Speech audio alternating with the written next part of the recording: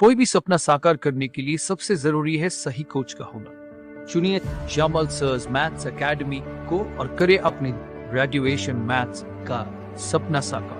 Download the app now. कि with respect to कौन सा वेरिएबल मुझे पहले इंटीग्रेट करना है, वो वेरिएबल डिसाइड हुआ y क्यों डिसाइड हुआ? क्योंकि सर जो अंदर वाली लिमिट है वो x वेरिएबल में है, वो इंडिकेट करती है कि वो लिमिट y की है, इसीलिए विद रिस्पेक्ट टू y मुझे पहले इंटीग्रेट करना होगा। जब आप ये कर लो तो उसके बाद आगे बढ़ू बच्चों, कंफर्म यहां तक आ गए, इंटीग्रेशन हुआ परफॉर्म, फिर upper limit minus lower limit, तो ये टर्म बची है।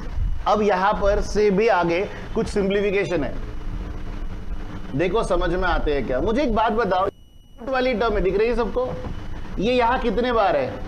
एक बार। और यहां कितने बार है? तो इस वक्त हमारे समक्ष है श्यामल सर्स मैथ्स एकेडमी के डायरेक्टर श्यामल प्रताप। आप एक लेक्चरर हो सर, आपका हमारे चैनल में स्वागत है। धन्यवाद सर। सर हम आपसे ये जानना चाहेंगे कि अभी ये जो आपकी जो क्लासेस है, जो आपकी एकेडमी है, आप ये बताइए कि इस एकेडमी में किस टाइप्स के अपने कोर्सेस स्टूडेंट्स को टीच आप करते हैं, क्या इसका यूएसपी है, क्या इसका सक्सेस रेट है, उस बारे में बताइए। देखिए सर, हमारा जो क्लासेस है उसमें हम इंजीनियरिंग जो ग्रेजुएशन मैथमेटिक्स होता है, जिसमें आप बीई बीटेक कह सकते हो, बीएससी कह सकते हो, इस फील्ड के सभी मैथमेटिक्स को पढ़ाया जाता है। अगर आप किसी भी तरह के ग्रेजुएशन मैथमेटिक्स के लिए क्लासेस सर्च कर रहे हो तो हमारी एकेडमी जो है वो बेस्ट है। इस वजह से क्योंकि ग्रेजुएशन मैथमेटिक्स में मैक्सिमम टाइम लोग काम ही नहीं करते, सब 11, 12, 10 इसी में लगे पड़े हैं। लेकिन जब बच्चा ग्रेजुएशन में आता है तो उसे कोई कोर एकेडमी ही नहीं मिलती जहाँ पर ग्रेजुएशन मैथमेटिक्स को लेकर टीच किया जाता है। इसीलिए हमारे यहाँ पर मैक्सिमम टाइम जो बच्चे आते हैं वो उसी तरह के आते हैं। साथ ही साथ सक्सेस रेट इतना अच्छा है कि बच्चा सेटिस्फाइड रहता है हमेशा टीचिंग से, क्योंकि जो क्लास कैपेसिटी है हम 20 स्टूडेंट्स के अबाव नहीं लेते, तो 20 बच्चों में हर बच्चे के साथ आई टू आई कॉन्टैक्ट हो जाता है। आप ये कह सकते हो कि हमारे लिए डिफिकल्टी डिस्कस करना आसान हो जाता है हर बच्चे की, और जो इंटरेक्शन है बच्चे के साथ वो बेस्ट होता है। इसीलिए मैं ये बिलीव करता हूँ कि श्यामल सर मैथ्स एकेडमी जो है वो ग्रेजुएशन मैथमेटिक्स में एक अच्छा काम कर रही है। तो जो आपकी एकेडमी है, इसमें जो आप कोर्सेज रन करते हैं, तो आप ये बताइए किस तरह का बच्चों को प्रिपरेशंस कराया जाता है, क्या क्रैक कोर्स होता है, और इसके अलावा जो एंट्रेंस जो टेस्ट होती है जब एकेडमी में एंटर करने के लिए, तो उस बारे में किस तरह के टेस्ट कंडक्ट करते हैं, उस बारे में बताइए। देखिए, वैसे तो कोई टेस्ट कंडक्ट नहीं होती है ग्रेजुएशन मैथमेटिक्स के लिए। जब आप ग्रेजुएशन में जाते हो और आपको ऐसा लगता है कि हायर जो मैथमेटिक्स है, जिसे हम हमेशा ही अप्लाइड मैथमेटिक्स के नाम से पहचानते हैं, अगर आप उसमें डिफिकल्टी फेस करते हो तो आप ट्यूशन सर्च करते हो, और आपको ट्यूशन सर्च करने के बाद यहाँ पर आने के लिए किसी भी तरह का एंट्रेंस एग्जाम नहीं देना है। आपको जस्ट आना है, आप क्या ट्रबल फेस कर रहे हो, आपको किस तरह के मतलब मैथमेटिक्स के 11, 12 के कंसेप्ट अगर उतने स्ट्रांग नहीं रहे तो हायर मैथमेटिक्स समझ नहीं आता है, आप वहाँ पर हमेशा ही डिफिकल्टी फेस करोगे। तो उस वे में उस वक्त आपने ट्यूशन सर्च करना चाहिए। आपको 11, 12 की तरह ही हर ग्रेजुएशन मैथमेटिक्स के लिए ट्यूशन लगाने की जरूरत नहीं है। If you are facing a problem then you can come to मी।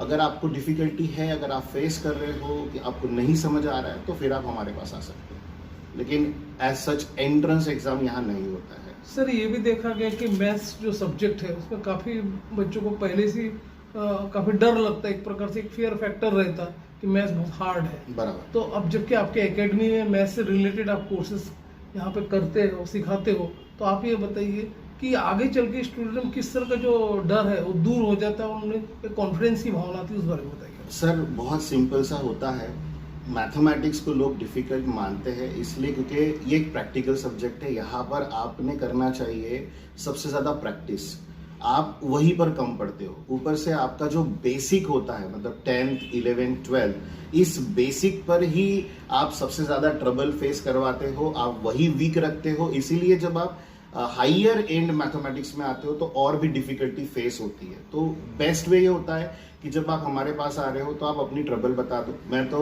हमेशा ही बच्चों को सबसे पहले ये पूछता हूँ कि आपको क्या ट्रबल है, आप किस तरह के मैथ्स में ट्रबल्स को फेस कर रहे हो, आपको क्या परेशानी हो रही है। सबसे पहले मैं उनसे जान लेता हूँ कि उन्हें क्या तकलीफ है, और फिर उस तरह के वे में जो उनको कंफर्टेबल हो, जो उनको समझ आए, जो उनको स्ट्रॉन्ग बनवाए मैथमेटिक्स में, हम उस पर वर्क करते हैं ताकि बच्चे को फ्यूचरिस्टिकली ट्रबल ना हो। क्योंकि ग्रेजुएशन मैथमेटिक्स के बाद जब आप आगे बढ़ोगे तो क्या होगा, आपके पास आएगा गेट प्रिपरेशन या फिर एमपीएससी यूपीएससी प्रिपरेशन, और यही ग्रेजुएशन मैथमेटिक्स जो है वो वहाँ पर मूल है। तो अगर ये स्ट्रांग है तो वहाँ पर आप कोई ट्रबल फेस नहीं करोगे। नहीं, जैसे कि आपके एकेडमी में पॉली बी रिलेटेड जो मैथ्स प्रिपरेशन करवाते हैं, आफ्टर ग्रेजुएशन जो मैथ्स का आप ये करवाते हैं, हाँ। आगे चल के एक स्टूडेंट्स को उसके फ्यूचर लाइफ सिक्योर करने के लिए, हाँ। और उसको कुछ लाइफ में अपना गोल हासिल करने के लिए यह मैथमेटिक्स कितना इम्पोर्टेंट होता है आपके नज़र से, उस बारे में बताइए। देखिए, मैथमेटिक्स जो इम्पोर्टेंट रोल प्ले करता है हर एक, अगर मैं एक बेसिक सिविल इंजीनियर की भी बात करता हूँ तो सिविल इंजीनियर जब एक मैथमेटिक्स समझता है तो उसके डिपेंडेंट आपके, अगर मैं कॉलम लेआउट से लेकर रोड मैपिंग तक की भी बात करता हूँ तो वहाँ मैथमेटिक्स इंपॉर्टेंट रोल प्ले करता है।